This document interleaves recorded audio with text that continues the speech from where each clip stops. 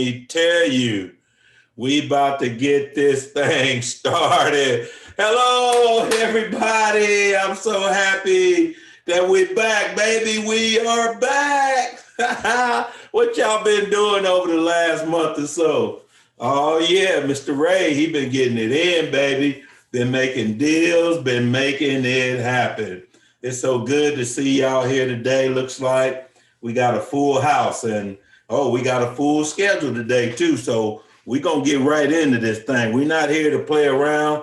The break was good. I appreciate the break. I did some things, learned some things over the break, and I want to share some of that with you today. So microphone check. Everybody, we good, Lila? I reckon. All right, let's get this thing on and popping. So here we are. We're starting a brand new series. Now, this is, again, for those of y'all have been with me for a while, you're going to say, Mr. Ray, did we already do a premiere series? Yeah, we did. We did series number 1. This is series number 2 that we're doing, and I'm going to put it all together for you and show you how we're going to make this thing happen. So we got a good series. Some good modules coming up, so I want to be able to share those with you. Let's get into it. So let's talk first about everybody. Make sure that you stay muted during the presentation, and we're going to have some times for Q&A and answers and all that good stuff. Okay, so let's get this party. So I like to start with a Rayism. Now, those of you all that's been with me, you know what a Rayism. Rayism is a special thought, a saying, a quote that I have heard and that has impacted me, and I have kind of made it my own. And so I internalize and make it my own. Now I get to share it with you, baby. This is a Rayism for your ears, baby. So let's talk about this Rayism today. First of all, there's 3 things that I want you to focus on when we talking about being a millionaire, right? It ain't just about the dollars. It's more than that. First of all, you got to be healthy. In order for you to be healthy, to be able to enjoy your millions, I got to make sure that you're eating right, that you're getting the right sleep, and that you're exercising. It's very, very important that you be healthy, that you enjoy your millions. Secondly, I'm here to help make you wealthy. Oh, yes, we are, baby. We're here spreading the good news that generational wealth is available to everybody who's willing to put their hand to the grind, baby, and get out there and make it happen. So it starts with saving. Then you got to do some investing, and I'm teaching you that. And then you got to be able to give it away, baby. You can't spend it all. You can't do it all by yourself. You need to be able to give. And then finally, you got to be wise, baby. You got to be healthy, wealthy, and wise. That means that your life has to be built on biblical principles, baby. It's got to start on the ground floor with the Rock of Ages, with the King of Kings, the Lord of Lords, the one who saved you even while you were dead in trespasses and sin. You got to build it on the biblical basis, baby. So the Rayism today, you got to be healthy, wealthy, and wise. So let's talk about the premier module. Now, those of you all that have been with me, again, over the last year or so, I talked about 3 or 4 major areas. First is you got to get educated, right? You got to become financially literate if you want to be a millionaire. And so I took you through the foundation module, which was an 8-week course where we talked about just building the foundations of what you need to know.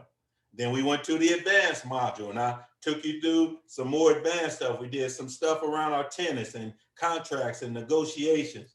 And then now we're going to talk about how do we do wealth accumulation. We did that in the premiere, and we talked through going to do wholesaling, how to do flipping, how to do all that through the premiere module.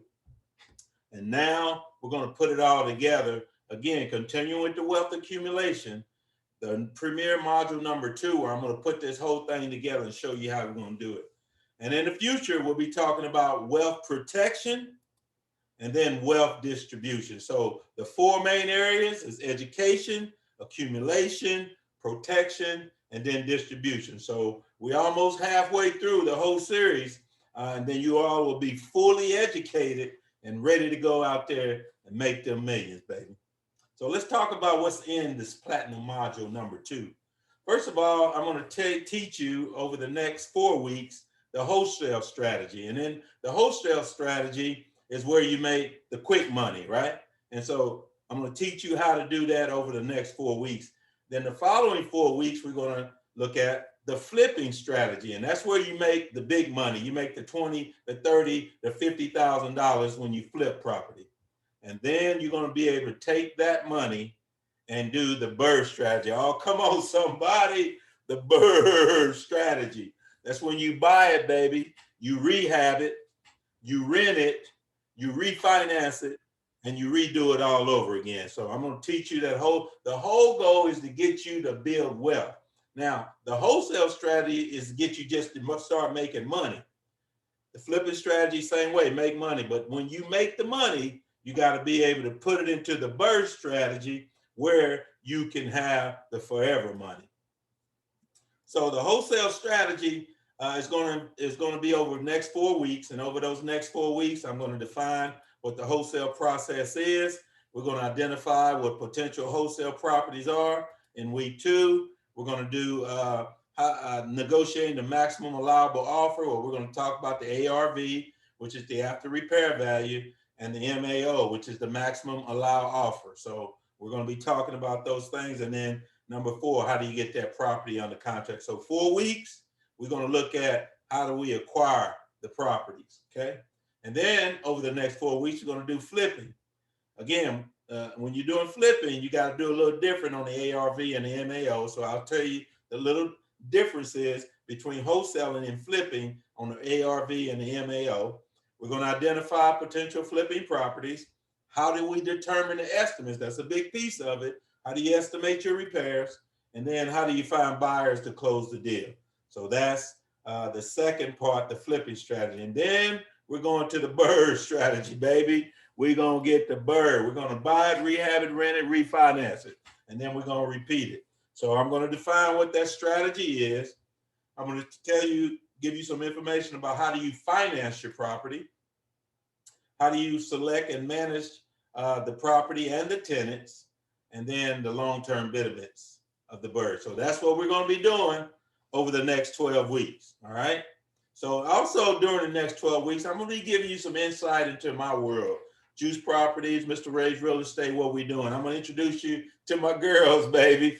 Oh, I got some girls in the line, about 25 of them, and they all income-producing properties, baby, and they all bringing daddy the money. Every month, I'm going to introduce you to them and show you which ones are special in my life. A lot of them don't like it when I talk about my girls because she's my main girl, but I got these side girls over here that's making me money, baby. Don't get mad at me. And then I'm going to give you a monthly update on Juice Properties, what we're doing in our operations. We're going to be having some on-site analysis, and I'll be taking you to some of my properties as I'm rehabbing. I'm in the process of rehabbing 3 properties right now as we speak. So I'll be giving you videos, and then those of y'all that want to come to the properties, I'll be taking you to the property. I'll give you some play-by-play on all my deals, baby. I got a lot of deals going on. And then talk to you a little bit about my goals. They've changed over the last few months, so I want to share what my goals are and help you get your goals so you can attain those. Always going to have some quizzes. And then this month, we're going to be reading the book Secrets of a Millionaire Mind by T. Harv Eker. Remember that. I want you, if you guys haven't been reading the books of the month, I mean, the only way you're going to grow and go is that you start reading and learning and understanding some things and some insights that you don't know, because your biggest obstacle is you don't know what you don't know. And as much information and education that you can get, the better off that you're going to be. So we're starting a new class today, $30 a month, starting today, 7 p.m. We're going to be doing it all on Zoom meetings. If you've already paid your subscription to $30, you are not required to complete the homework, but I would suggest that you do. If you want to learn and get better, then you need to do the homework. Now, if you're on scholarship, and I'm letting you in here on free, and you're part of the weekly, and I'm requiring you to attend the meetings and also to complete the homework. That's your payment, baby. But those of you all that's paying, hey, if you don't want to do the homework, that's on you. If you miss a class, you must request a copy of the Zoom meeting from me, right? Send me a text. Hey, Mr. Ray, I missed the meeting. Can you send me the Zoom meeting? I'll send it to you. I will not be posting any of these on YouTube. This is for your eyes only. If I'm charging you for this, it's your eyes only, baby. How do you get signed up? Just text me and tell me which module you want to sign up for. Some of you may say, you know, I don't want to do all three of those modules. I only want one. Well, just let me know. I would recommend that you do all three, though. Payments due by the 1st of each month. You can pay me by PayPal or Cash App is what I prefer. If not, you can do snail mail and email it to me. Excuse me, not email it, but just snail mail it to me. So what are some of the frequently asked questions? Due by the 1st of the month, PayPal, modules not on YouTube. I reserve the right to reschedule as needed. As my schedule fluctuates and I have things I have to do, normally I try not to cancel a meeting, but every now and then I have to. So if I do, I'll give you plenty heads up. And then this is going to be my last module at this price, $30 a month, baby.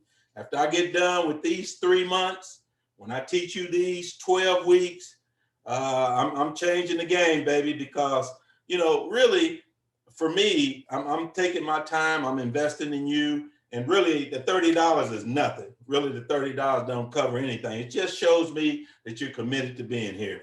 But I've got to take this thing to a whole nother level, and we'll talk about that after the 12 weeks.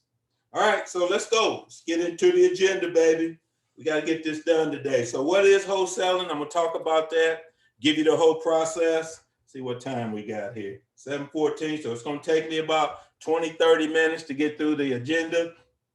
We'll talk a little bit about the pros and cons, how to be a successful wholesaler. We'll do the math. And then I'm going to give you my thoughts about wholesaling. Let's get into it. So first of all, I need to make a disclosure. I'm not an attorney, although I always wanted to be one. I'm not even a CPA, although I can count and I can do spreadsheets and do all that stuff. And I'm not even a real estate agent. What are you then, Mr. Ray? Well, I'm a coach, I'm a mentor, I'm a teacher, I'm a motivational speaker, and I'm a rogue real estate investor, baby. I get out here and I make it happen. I don't buy anything that's on the market. Everything I buy is off market, baby. Can't make no money on Zillow and MLS and all that. I go directly to the sellers, baby, and that's how we make money. And I'm a coach and I'm a teacher. I'm going to teach you everything I know with my 22 years of experience in real estate. I'm going to share it with you and I'm going to pour it into you. So let's talk about what is wholesaling. Wholesaling in real estate terms, a wholesaler contracts a home with the seller, that is the person that owns the property, and then find somebody to buy it from them. Okay, so the wholesaler contracts the home with the buyer at a higher price than with the seller and keeps the difference. Now I'm going to explain that. So I'm going to buy the house from customer A for $30,000, and I'm going to sell it to customer B for $40,000, and I'm going to keep the $10,000 in the middle. That's basically wholesaling in a nutshell, but there's more to it than that. And so what we do as wholesalers, we generally try to find properties that are what we call distressed. They are in bad shape. They need significant repairs. They're falling down. They could be partially burned, whatever. We're looking for, when you see those signs, people talking about we buy ugly homes, that's what we're looking for, all right? And some people want to know, is wholesaling really legal, man? Is it legal? Some people say that it's illegal because they say a wholesaler is really acting as a broker. And they say, well, if you're a broker, it requires a license. Now, the actual law in Oklahoma is going to change in November around wholesaling. And we're going to get into that, but we're not going to get in it today. All right.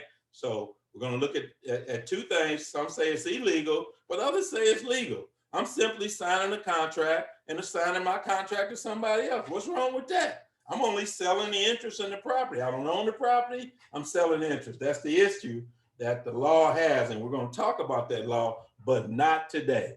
So just so you know, there's two trains of thought. It's legal, illegal. I say it's legal. I do it all day, every day. If it was illegal, I don't think the closing companies would allow you to do it. That is, they wouldn't close these deals if it wasn't legal. So what are some of the benefits, Mr. Ray, of wholesaling? Well, first of all, the reason why you want to get into wholesale, you don't need any money to get started. All you got to do is go out there and find deals. It takes sweat. It takes hard work to get started in this. You don't have to hold deed to the property. The property never needs to be in your name. You don't need to be a real estate agent today, right? Now, in the future, you might need to be, but I'm going to show you how I'm going to still continue to do wholesaling, even with the new law, because I don't really believe I need a real estate. Like if I have the money to close the deal, then I can close it. The problem is a lot of people don't have the money to close the deal, and they're just acting as an intermediary. You're simply the middleman. That's all you are. You're taking a wholesale deal and you retailing it for retail benefits. It can be very lucrative, and you can generate if you can generate the right leads. The key is getting properties cheaply. So what's the characteristic of a good wholesaler? You got to be good at finding deals, baby. Finding deals. The software that we use is called PropStream, but there's a lot of different software out there that you can use that you can get good deals. But we like PropStream, and I'll be showing you how to use that. You got to be good at estimating the ARV, the after repair value. You got to be good at estimating rehab costs. Very good at estimating what the rents are going to be. You got to understand the math behind a good flip. I'm going to teach you all these things. You got to understand the math behind what's a good rental.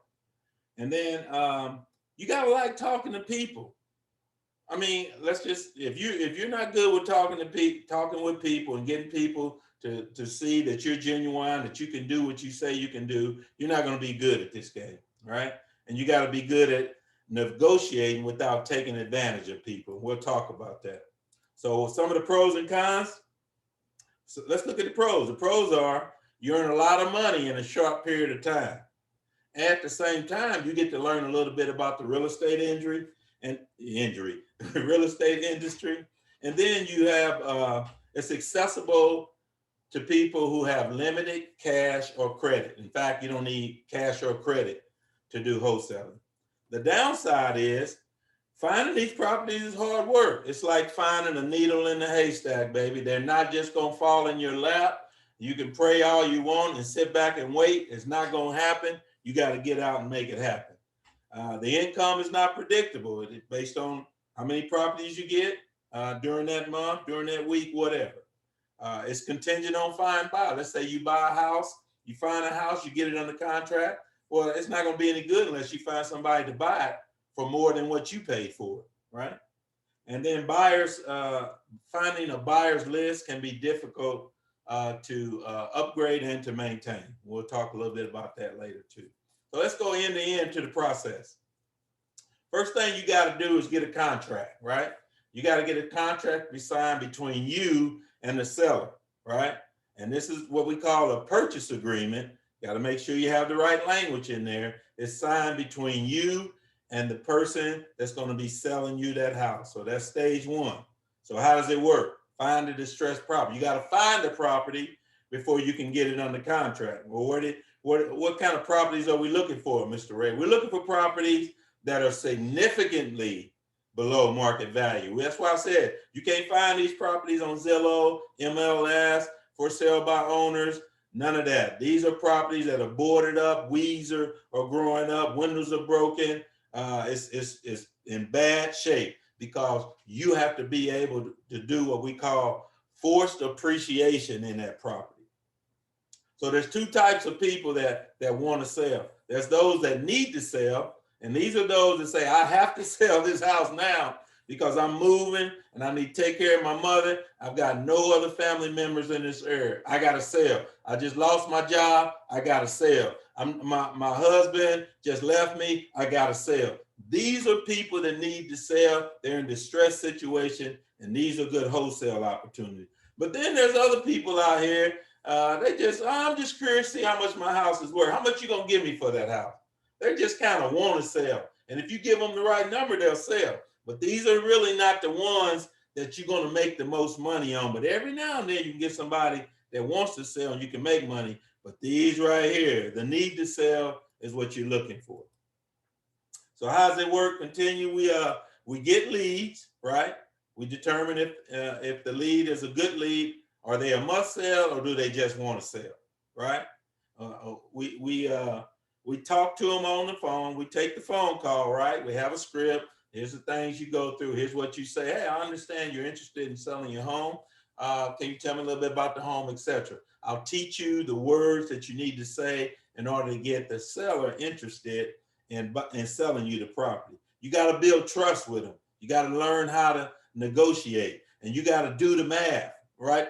On the fly, a lot of times, because you're looking at the house, you may be online talking to them. You got to be able to do the math real quickly in your head to see if this is something you even want to spend your time doing.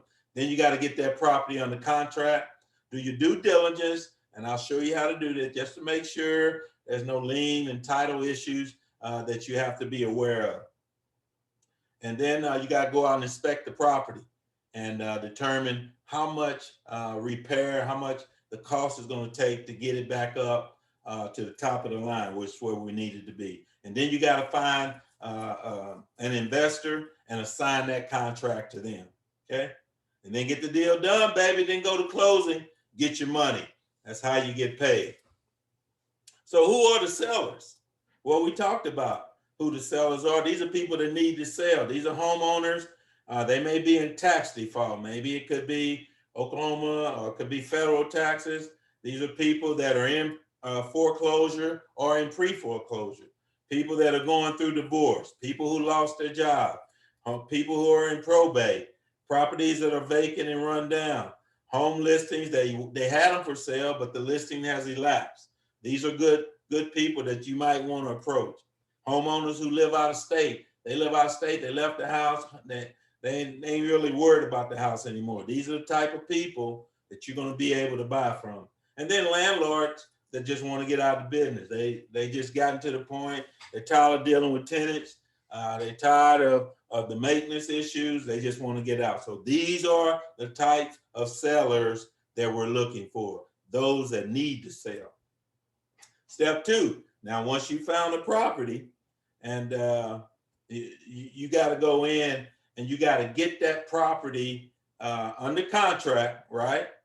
Get that property under contract, and then you got to find an investor like myself who wants to purchase that contract from you, okay? So who buys these properties that we wholesaling? Well, investors who have cash, right? You're not going to be selling these properties to people who need to go and get a bank loan. These are not that kind of deal. No banks are involved in this. This is strictly a seller, buyer, and another buyer, right? I'm the buyer in between. I got a seller and a buyer on either end.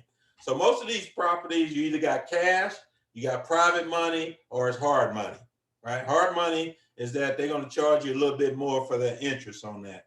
Private loans could just be families and friends. And then cash buyers mean you got the money, baby. You got it in the bank. You ready to go. Where you find these buyers at, Mr. Ray? Well, if you have PropServe, there's a lot of buyers that you can find inside of PropServe. But you can also just publish the property on some of the sites out here that you can list on, right? People are always looking for property. So anywhere that you can publish and let your property be known that you have a property for sale, you can put it out there. You can host open homes. You can attend investor networking events and find other real estate investors there, people that are looking for homes. You can create lead capture. Again, that's in PropServe. And then you can network with wholesalers and bird dogs. Bird dogs are people that are going to be out there looking to help you sell those homes. And for a fee of $500 or more, they'll bring you a buyer. All right. So you're just networking, trying to find people who have cash, who have hard money, that can buy that property and close very quickly within 7 to 10 days. And then you can just participate on social media, Facebook, all those. And there's always people out there, cash buyers that's looking for houses if you got a good deal. Stage 3. Now you need to sign that contract to an investor, right? You got the contract on investment under control. Now you got to find that person and close that deal, right? And so when you find somebody, so you got to figure out how much are they willing to pay you for that. And where we always start is what we call the maximum allowable offer. And so you start with the after repair value, and that's the value of the property that it's going to appraise on after you fix it up, right? And so the ARV is the final price that a house flipper or another investor is going to be able to sell that property for someday. So you always start with the ARV. And from the ARV, you subtract all the costs that's associated to do the deal. And these costs are going to include, we always take 70% of the ARV because we want to leave room for that investor to make money. So we're going to take 70% right off the top. And then we're going to figure out how much it's going to cost to fix it up. And then we're going to determine how much money do we want to make in order to profit on this deal. And then that's going to be the maximum allowable offer. So let me give you an example. So the example here is, let's assume after we fix the property up, it's going to be worth $100,000. Let's keep it simple. Now we apply the 70% rule. So now we already taking $30,000 off the top, because we want the investor to be able to make at least $30,000 on it, right? And so we say at a minimum, we're going to come in at the 70% rule, but then let's say it's actually going to cost them $30,000 to fix it up, and then we're going to add our fee on it. So that total is going to be 40. So we subtract the 70 from the 40. That means the maximum that we can offer this particular seller is $30,000 for us to be able to make money and for the investor to be able to make money. Okay. If you got questions, we'll be able to go back over this during Q&A. All right. And then finally, what we want to do here is we got the seller, the wholesaler, and then we got the outside investor. Now it's time for us to get paid at the closing, what we call our assignment fee. Now let's talk about a word about the assignment. If you want to, if we're going to be assigning property, we have to include a provision in our contract that clearly explains that as the buyer, as a real estate investor, that you intend to sign this contract to somebody else. So that language has to be in your contract. And so you also want to make sure you have the seller who you're buying it from initial that. And this reduces the likelihood that the seller is going to object to somebody else buying their property, or they might attempt to back out of the agreement. This assures that they will still receive their agreed upon purchase price, right? I said I was going to buy it from you for 30. Don't worry about if I'm selling it to somebody for 40 and getting 10 in between. Just make sure I get you your 30, right? And there are some properties that can't be assigned, right? If you got HUD property, you can't do housing, urban developed properties. You can't do properties that's on MLS. You can't assign those. And these are just something. These have to be off the market properties. No banks can be involved. No government issues can be involved. It can only be you and the owner of the property when you're talking about an assignment.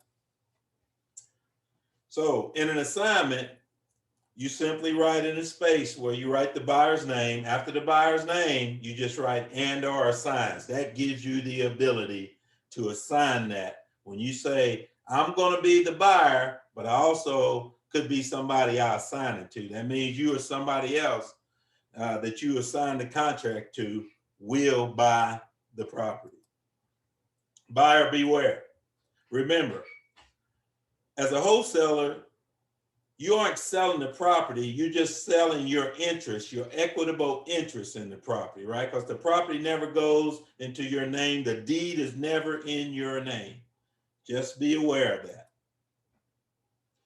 All right, that's all for the wholesaler. I'm going to come back to this one. I got something I want to talk about with my platinum members when we get done here. But for now, let's stop and let's see if we got any questions. Any question? I know I went through quite a bit, but I can go back through the slides. You can just tell me what slide you want me to go through, and we can talk about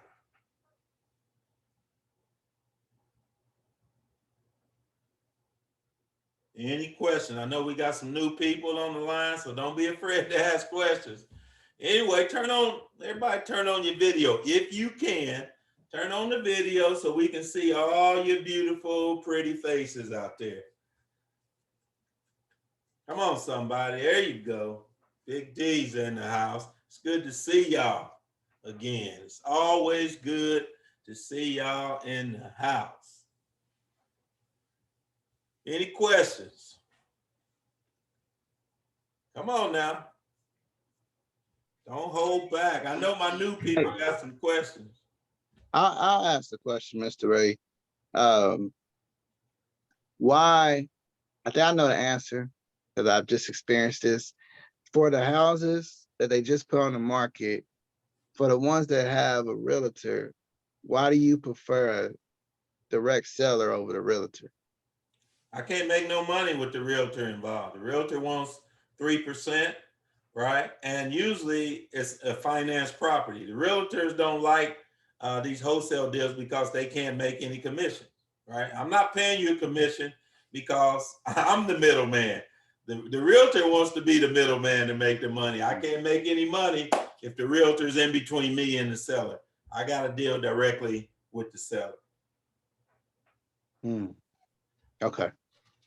That's why we can't do anything on the MLS, anything that's on Zillow. Those properties are not the properties because those people just want to sell. They don't need to sell.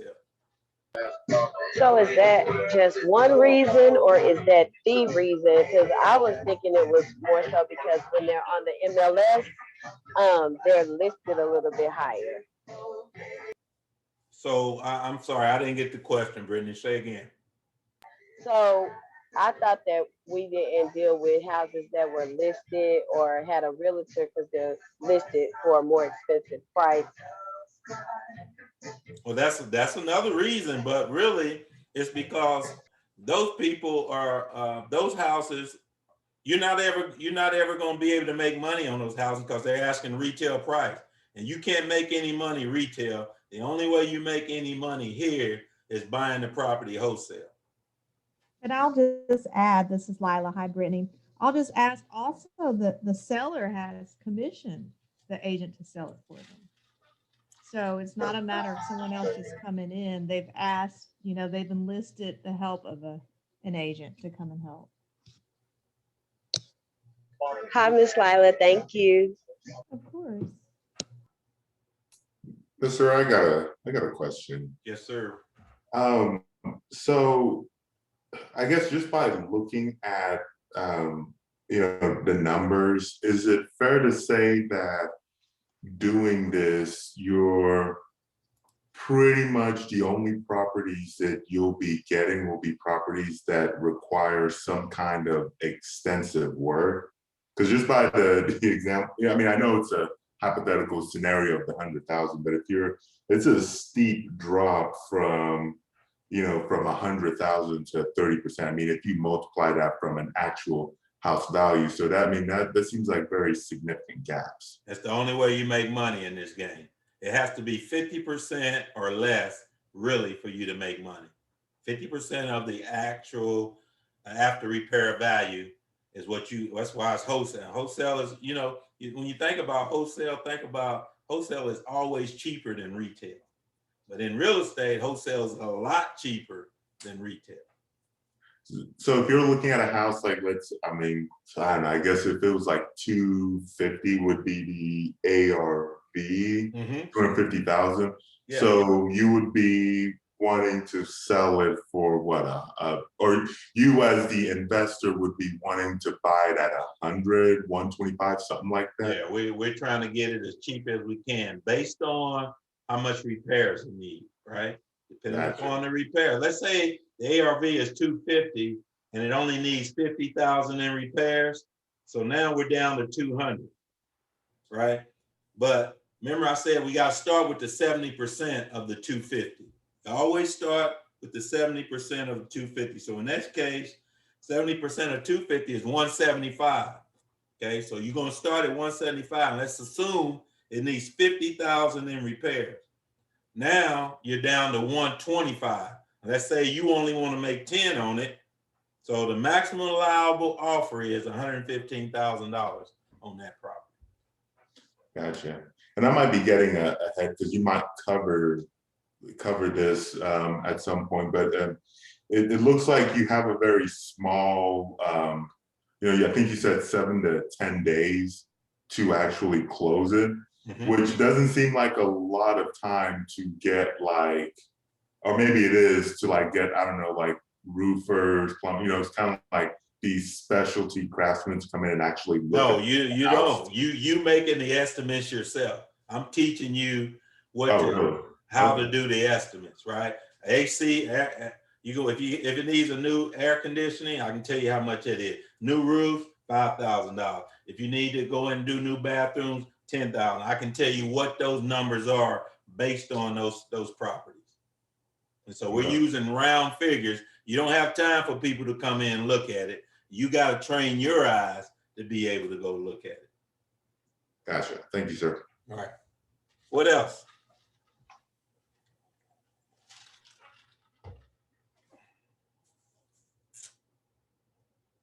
Any other questions? Yeah, I ain't got no questions. I guess y'all want me to show y'all some deals in. I've done a couple deals over the last couple of weeks, so let me just see if I can show you one or two here. So you can see this is real. See docs.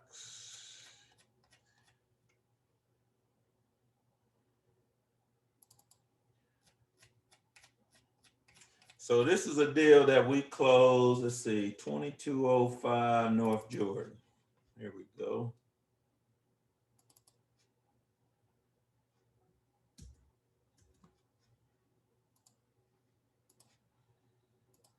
So this is a property, 2205 North Jordan. See, you guys see that? Okay, it's not going through. Let me click on another one.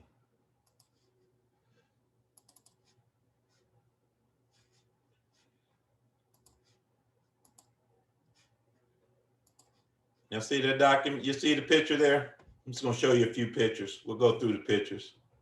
Yeah, we see it. Okay. So this is property at 2205 North Jordan. It is a 3-bed, 1 bath. And this is the condition you buy these properties in. That's what I'm talking about. They're run down, they need work. Everything in this house is gonna have to be replaced. All this cabinetry, everything is gonna be replaced, all right? And I'm gonna show you just quickly what we came up with an ARV on this property, and then how I came up with the dollar amount. See, all this is going to have to be torn out. You see the bathroom, everything good, down to the floors and to the walls. All right. That's what it's going to need new central heat and air because now it's got floor units. All right. The windows are crappy. It probably needs new windows also. That's the back of the property. You can see it was an add-on, but if you see, the roof looks really good. So it's pretty much a brand new roof on it. Backyard, old property out there. It's gonna need some some work in the backyard, as you can see. But this is a property, but it's a really, really quality property. It's a brick home over off of 23rd in Jordan. I own another house right down the street, so that's why I know the area. And so let me show you the numbers on this property. And so I had a purchase agreement. Let me see, here's my purchase agreement with the owner of the property. You see the purchase agreement? Blow it up a little bit. This is who I bought it from, and this is the amount that I paid for it, right? And you notice up here, remember I told you, this is the seller, and this is me, Juice Properties, buyer, and are there assigned heirs, successors? So that's my out saying, I'm gonna buy it, but I can also, anybody I assign it to can buy the property, all right? So this was done on May 27th. Property is being sold as is. It's got all this. I make them make sure that we get initials on everything. I only put up $100 deposit because I don't want to put up $1,000 in case I don't get the deal done, right? Tell them where it's going to close at, and we got to close before this day. All right, and you can see, and the buyer, me, says I'm going to pay all the seller's closing costs. So at the end of the day, this guy's going to get $30,000 cash. All right, any questions on this contract?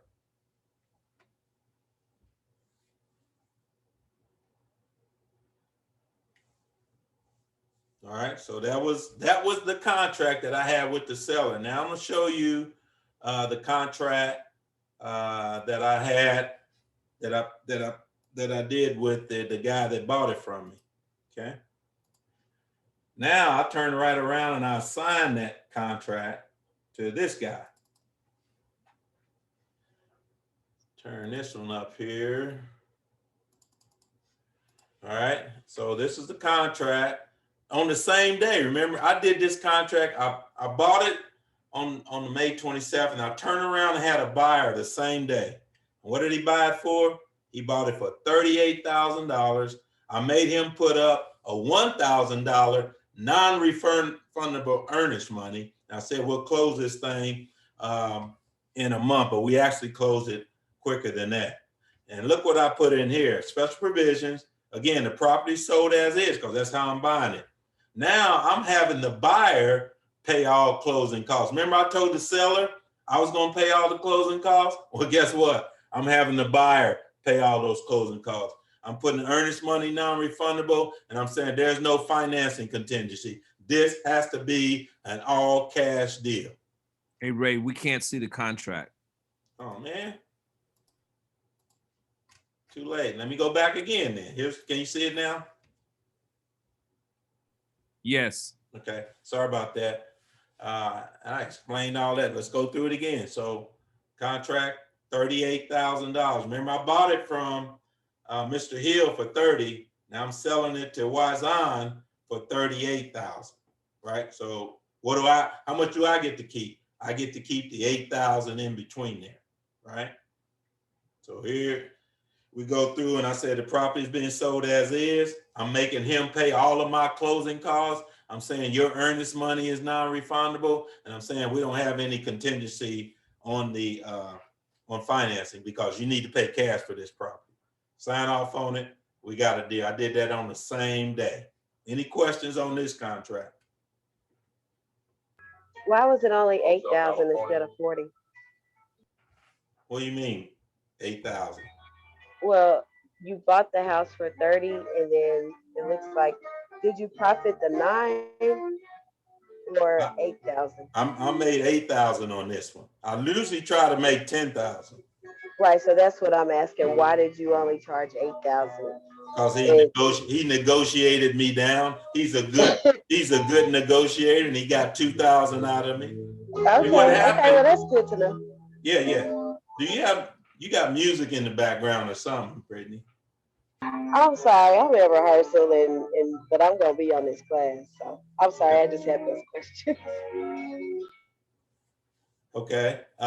So I normally try to get $10,000, but on this one I only got 8. 8's better than nothing, right? Any other questions?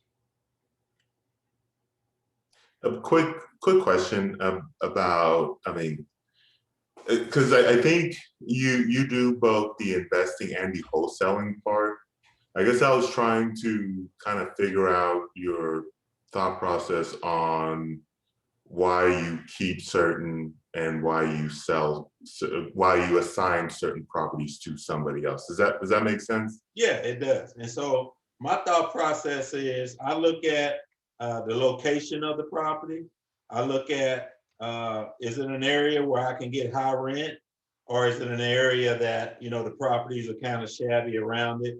And so I look at that. And I also look at how much repairs it's going to cost. Do I want to spend that much money repairing the property? And so, yeah, I go through all of that and say, is this a property I want to keep, or do I want to sell it? Now, for you all, all the properties that you're getting, you're going to want to sell them because you're only in it to try to make money to get this $8,000 to $10,000 so you can stack your money so that you can start doing buy and hold, right?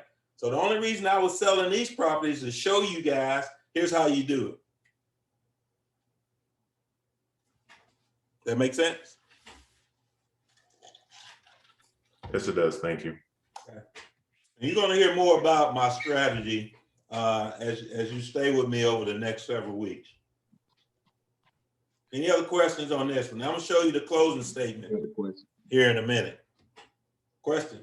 You said you're going to show the closing part of it. I'm gonna show the closing statement that that I closed both of these deals in one day, and I'll show you how the numbers look. Okay, because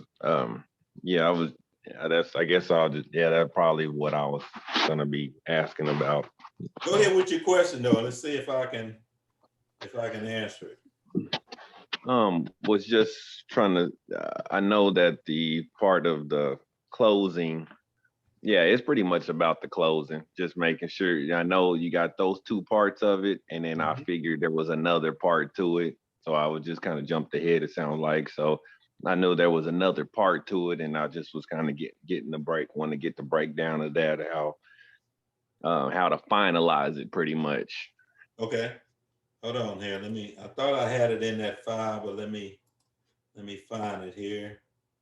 For 2205.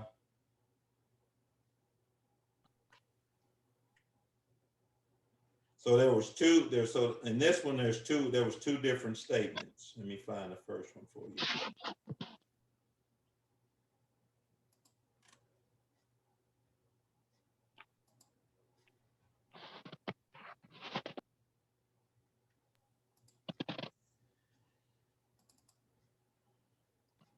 I'm gonna show you the first one I'm gonna show you is, so this is the statement where I sold it to the guy. Hold on. In fact, let me show you the other one first. So I'll show you, let me stop that. I want to show you the seller, the closing statement for the seller.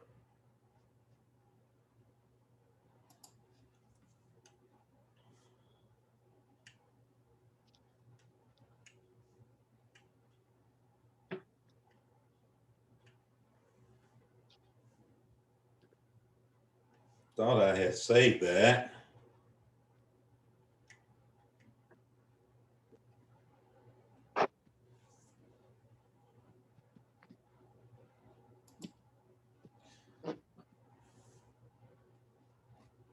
All right, sorry. Let me just show you this other one real quick. I thought I had that in the file already. No problem.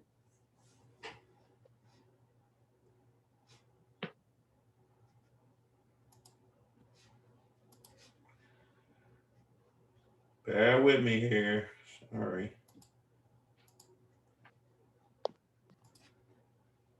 So this is the one to the actual end buyer. Okay. So that's the guy that bought it from me for $38,000. Okay. So here's the closing statement. So can you guys see the closing statement? Yes. Okay. So here's the $38,000 for the property. This is the $1,000 deposit that he gave. This is the abstract, closing fee, recording fees. All this stuff is part of the closing costs, right? That he's paying. Title insurance, and that he's paying on my behalf. Here's the doc stamp. Here's all the good stuff here. So this is the amount that's due from the buyer. Remember, he bought it from me for $38,000, but this includes all of his closing costs, right? That he's paying on my behalf. So, Ken, does that answer your question? Is there something else that you wanted to see? Yes, sir, that's part of it. I guess though the other, as you're putting this together, you're in contact with the title company to get the figures of what's needed, or how because to finalize those deals, you need to know the numbers of what fees they will have to pay to get the deal completed. Yeah, these fees right here. Those are the fees that you're going to have on every transaction. Know exactly what they're going to be. Oh, they're the same. These are They're all standard fees. Yes. Oh, Every I see. transaction is going to have those fees. Oh, I see. Okay. Mr. Ray, Yeah. I think, or part of what he's asking, I guess part of what I'm thinking is that I think like this part is typically the part that like, so if you buy a house, we just recently closed on our house, like this is everything that the realtor takes care of. Exactly. And so we only see the, kind of like the end result of this. And I'm guessing that part of his question or part of mine is like, how did you come across this? Like, how did you get these exact figures to know what you're gonna need to put into this contract? These come from the title company. Title company gives you all these numbers. These are standard fees that's going to be on any property that you buy or property that you sell. These are the fees. So it's all coming from the title company. Okay. So yeah, we're sound like we're all on the same page. It's so at this moment though in the transaction, you're in contact with the title company. So what I did, I gave both of these contracts, the one I have from the seller and the one I have from my buyer, and I gave both of them to the title company and says, I want you to do this deal for me. I'm buying it for 30, I'm selling it for 38. You make it happen. Do a simultaneous close so I don't have to bring any money to the table. Now, all title companies don't do this. You got to find closers that know how to do this, right? And so I got a closer that knows how to do this to make sure I don't have to bring that $30,000 to the table. I'm basically getting credit for the $38,000 to pay the $30,000 and to give me my $8,000. Oh, I get it now. Okay, I understand. Any other questions?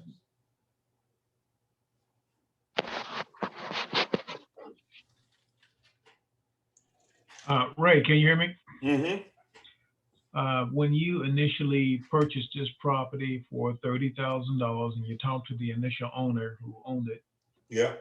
And you agreed to pay the closing, etc., was that a strategic move in order to make that person feel comfortable that they would actually walk away with $30,000? Absolutely. That is the key. That is the key, Robert. You hit the nail on the head. The goal is you don't have to pay anything, Mr. Seller. You don't have to fix up anything. You'll have no closing costs. You have no fee. You have nothing. I'm going to make sure you get $30,000 cash when you show up to close. That's the big selling piece, Robert. Right. So that makes them feel very comfortable because you don't know what type of financial debt they're in. Exactly. And so it makes it seem as though, and you really are, but it makes it seem as though to them that you are really on their side trying to help them and you're not trying to rip them off. Absolutely. And then sometimes, Robert, I'll give them money ahead of time. They say, well, Mr. Ray, can you help me out with $2,000 ahead of time of that 30? And sometimes I'll do that. Right. Okay. But I got to know I'm going to close the deal, right? So I know I can get that money back.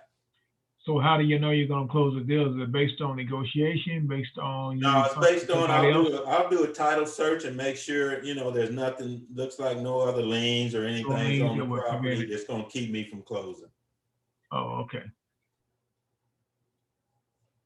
All right, we got about 4 more minutes and then I got to go get me some chicken, baby. I'm still eating chicken and doing it happily, baby. Come on, 4 more minutes and we're going to get into it.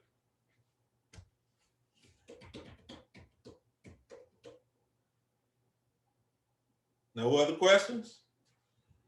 All righty. Well, we're going to sign out for today, and we will be back again next Thursday for another rendition of Mr. Ray's Real Estate presenting Minority Real Estate Millionaires. Yes, sir. we'll see if somebody wants a copy of the video. I will provide a copy to you. I won't be posting it on YouTube, but if you just want a copy for your personal records, just let me know. I'll send it to you. All right, everybody have a great day. We'll see you again back on next week. I'm out.